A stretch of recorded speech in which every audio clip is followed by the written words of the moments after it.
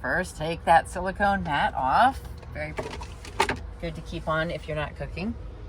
And next, let's look at our electric panel. Take it away. So we have a switch on the right-hand side that we had to put in because we can't run both the stove and the hot water at the same time. Our electric system won't allow that. So there's a switch that automatically makes you choose. So we're gonna switch that up to stove. Good practice is once you're done cooking, flip it down to hot water. While you're eating, you can get your hot water heated up and ready to clean everything up. But right now we're gonna flip it to stove and then choose how long you want it to be for. We have a timer. It's another safety feature so that you don't leave your stove on for 3 hours and drain your battery, or you don't leave the hot water heater on all night long and drain your battery. The longest you can do is 60 minutes. If that runs out and it's not enough time, just choose the time again and start the timer and keep cooking. Okay, let's take a look at the stove. You've got 2 burners, one here, one there, and they both work the same. We turn it on, and then we've got our function button. You have either heat, timer, or temp. Just use heat. Timer, temp, those we really don't use at all. And then you can change your temperature, your amount of heat, level of heat with this button right there. All right. If you're using both burners at the same time, turn it on, function to heat, turn it up and down. This cooktop will only use up to 7 plus 6 is 13. If I turn this one up higher, it'll start to drop this one. If I turn this one up higher, it'll start to drop this one. It maxes out at 1800 watts. This is the hotter one. If you want to boil water over here while you are searing chicken at a lower temperature over here. This is going to be your hottest burner. Okay? Please, please, please do not cook what? Oh, greasy foods or super stinky foods.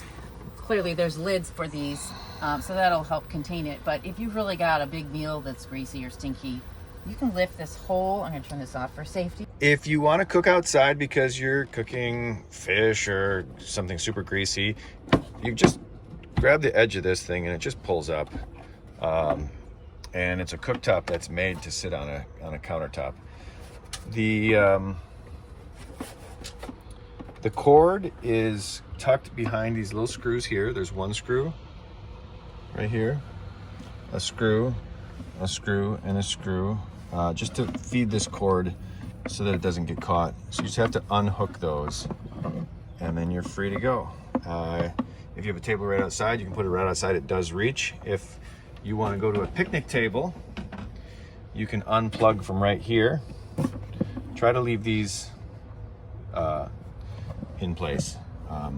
And you can take this out, plug your extension cord either in here or in the outlet underneath the sink. I'll show you where that is in a second. And you can take this out to a picnic table and cook outside.